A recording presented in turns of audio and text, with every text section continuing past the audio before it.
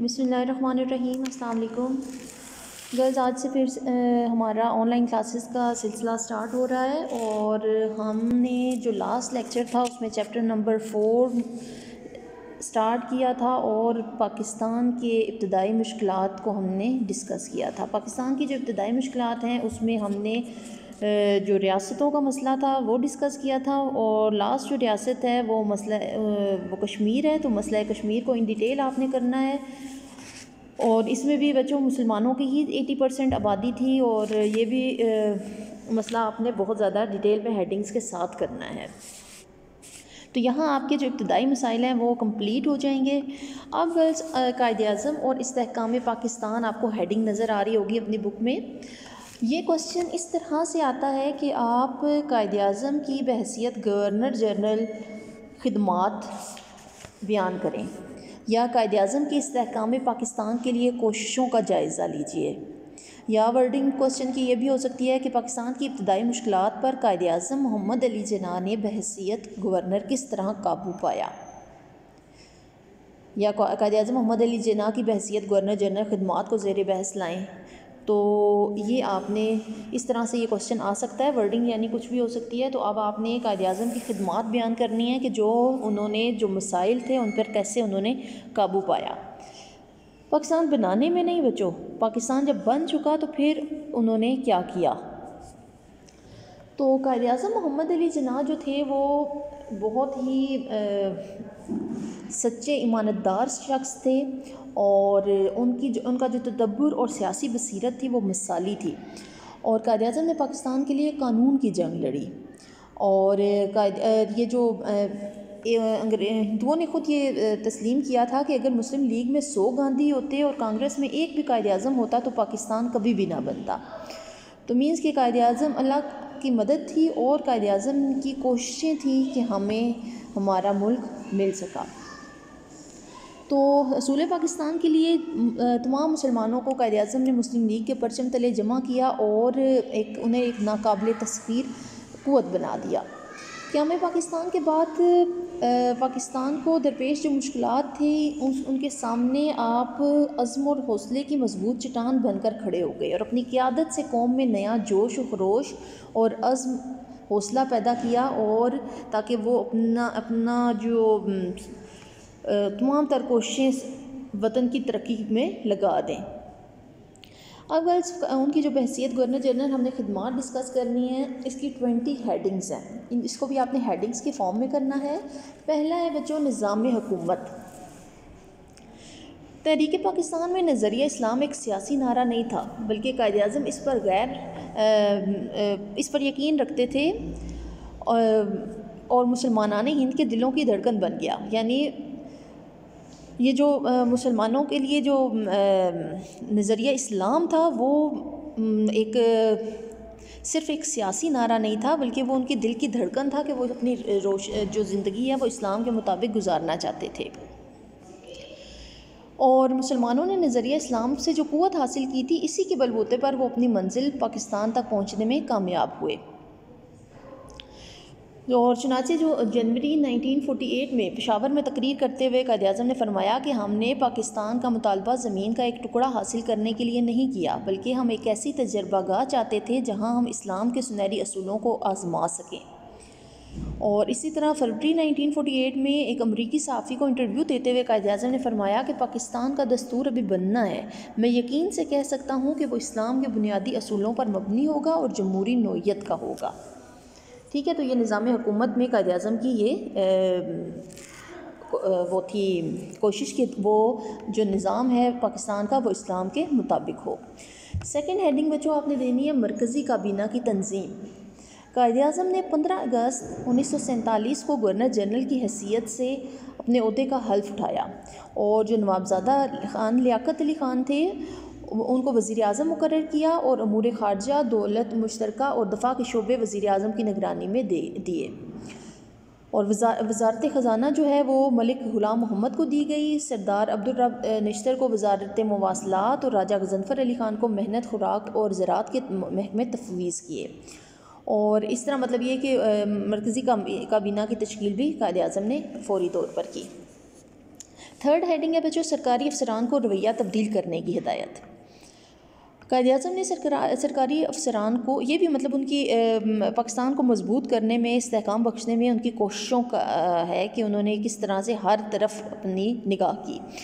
तो कायद-ए-आज़म ने सरकारी अफसरान को अपना रवैया तब्दील करने की हिदायत दी। इससे पहले कि वो गैर मुल्की हुकूमत के अहलकार थे और अब वो एक आज़ाद मुमलिकत के मुलाजमीन होने की वजह से उनको अपनी हुकूमत थी। कायद-ए-आज़म ने 25 मार्च 1948 को सरकारी मुलाजमीन से ख़िताब करते हुए फरमाया कि आपको कौम के खादिम की हैसियत से अपने फ़राइज़ सर अंजाम देने हैं। आपका अपना मुल्क है, आप इंसाफ, ईमानदारी और साबित कदमी से अपने फ़राइज़ सर अंजाम दें। फोर्थ हेडिंग बच्चों आपने देनी है सूबाई हुकूमतों की तश्कील नौ। फिर मरकज़ी हुकूमत की तंजीम के बाद कायद-ए-आज़म ने सूबाई हुकूमतों की तश्कील नौ भी की, क्योंकि वो भी बहुत ज़रूरी थी। तो सूबा सरहद की वजारत बरतरफ करके खान अब्दुल क़य्यूम खान को वज़ीर आला मुकर्रर किया, क्योंकि डॉक्टर ख़ान थे वो अभी तक पख्तूनिस्तान के प्रोपेगेंडे में मसरूफ़ थे। पंजाब में गवर्नर राज ख़त्म करके नवाब ममरूद की वजारत कायम की और सिंध में साबका वजारत बहाल रही और बलूचिस्तान में मुशावरती कमेटी कायम की। मशरक़ी पाकिस्तान में ख्वाजा नाज़िमुद्दीन की क़यादत में नई वजारत बनाई गई, यानी सूबों की तरफ भी तवज्जो दी। फिफ्थ हेडिंग बच्चों आपने देनी है सूबाई तासुब से गुरेज़ की तलकीन, यानी कायद-ए-आज़म ने कौम को सूबाई और नस्ली तासुब की तबाहकारियों से महफूज रखने के लिए उन्हें हदायत की कि वो सूबाई तासुब से बुलंद होकर कौमी सोच व फ़िक्र पैदा करें। आपने फरमाया कि पाकिस्तान के क़याम को रोकने की कोशिश नाकाम होने के बाद अपनी शिकस्त से परेशान होकर पाकिस्तान के दुश्मन अब मुसलमानों में फूट डालकर इंतशार पैदा करना चाह रहे हैं। वो सूबा परस्ती को हवा दे रहे हैं कि सब अपने सूबे के लिए खाली सोचें। तो इसलिए उन्होंने हिदायत की कौम को कि अब उन्हें चाहिए कि बंगाली, सिंधी, बलोची और पठान वगैरह की इस्तिलाहों में बात ना करें, बल्कि एक कौम बनकर सोचें। फिर बच्चों आपने हेडिंग देनी है मुहाजिरीन की आबादकारी। जो लाखों मुहाजिरीन थे वो हिजरत करके, हमने ये डिस्कस किया था कि हिंदुस्तान से हिजरत करके पाकिस्तान पहुँचे थे और उनकी जो खस्ता हाली थी बहुत मतलब उनके हालात बिल्कुल भी ठीक नहीं थे, कुछ भी नहीं था, बेसर व सामानी की हालात थे। तो उनकी बहाली के लिए कायद-ए-आज़म ने मौसर इक़दामात किए और मुहाजिरीन के लिए एक अलग वजारत कायम की। कराची में ख़ुद उस काम की निगरानी की और पंजाब में ख़ान लियाकत अली को इसका काम की निगरानी सौंपी। आपने कायद-ए-आज़म ने ख़ुद मुहाजिरीन के कैंपों में गए और मुहाजिरीन की हौसला अफजाई फरमाई और उनको कौम को भी तलकीन की कि वो इसार का जज्बा पैदा करें अपने अंदर और अपने मुसलमान भाइयों की मदद करें। सेवन्थ हेडिंग है बच्चे नहरी पानी का मसला। हमने पढ़ा था ना बच्चों के ये जो गैर मुनसिफाना तकसीम थी तो उसके ज़रिए दरियाए रावी का माधोपुर और हेडवर्क्स और दरियाए सतलज का फ़िरोज़पुर वाला हेडवर्क्स भारत के हवाले कर दिए गए थे और भारत ने 1 अप्रैल 1948 को तमाम नहरों का पानी बंद करके जो पाकिस्तान को सराब करती थी उनकी नहरें का पानी बंद कर दिया, जिसकी वजह से पंजाब का इलाका वीरान होने लगा और मवेशी भूखों मरने लगे। तो कायद-ए-आज़म ने भारत से इन नहरों का पानी बहाल कराया और बाद में 1960 में सिंध ताज के मुआहदे के ज़रिए नहरी पानी का मसला हल हुआ। फिर बच्चों रियासत कलात का इल्हाक। जो रियासतों और कबायली अमूर की नई वजारत की ज़िम्मेदारी कायद-ए-आज़म के पास थी, उन्होंने ईरान की सरहद से मिलने वाली कलात की वसी और रीज़ रियासत का इल्हाक पाकिस्तान से करवा लिया। और जो रियासत थी इसकी सरहदें ईरान से मिलती थी,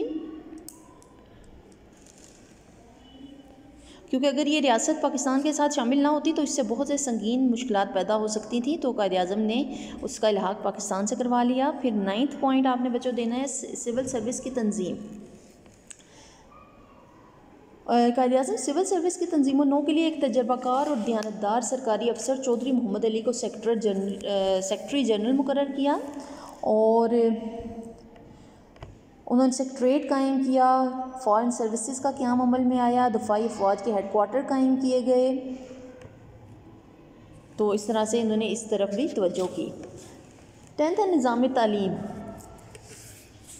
निज़ाम तालीम को मुल्क की तरक्की में बुनियादी हैसियत हासिल है। चुनांचे कायद-ए-आज़म ने निज़ाम तालीम को नतीजा ख़ेज़ और पाकिस्तान के मुनासिब हल के बनाने के लिए कराची में पाकिस्तान तालीमी कॉन्फ्रेंस मुनक्किद करवाई और आपने उसमें खिताब फरमाया कि हमें अपनी तालीमी पॉलिसी और प्रोग्राम को ऐसे खतूत पर चलाना चाहिए जो हमारे लोगों के मिजाज के मुताबिक हो, हमारी तारीख़ और सकाफ़त से हम आहंग हो और दुनिया में होने वाली वसी तरक्कियों और जदीद तकाज़ों को पूरा करे। यानी तालीम के मसले की तरफ भी तवज्जो दी कि निज़ाम तालीम को बेहतर बनाया। फिर बच्चों नेक्स्ट हेडिंग आपने देनी है तलबा से खिताब। कायद-ए-आज़म ने तहरीक पाकिस्तान की पाकिस्तान की जो जंग थी वो Aligarh college, Islamia college Lahore, Islamia college Peshawar और सिंध मदरसतुल इस्लाम के तलबा के जोश व खरोश से और अज़्म व हौसले से जीती थी। इसलिए कायद-ए-आज़म तलबा को पाकिस्तान का सबसे कीमती सरमाया और पाकिस्तान की उम्मीदों का मरकज़ ख्याल करते थे। चुनांचे आपने तलबा से फरमाया कि पाकिस्तान को अपने नौजवानों पर फ़ख्र है, आप ही पाकिस्तान के कल के मामार हैं, इसलिए इन ज़िम्मेदारियों को पूरा करने के लिए मुनासिब तालीम और मुनासिब तरबियत हासिल कीजिए। 12th हेडिंग आपने देनी है बच्चे दारुल हुकूमत और परचम।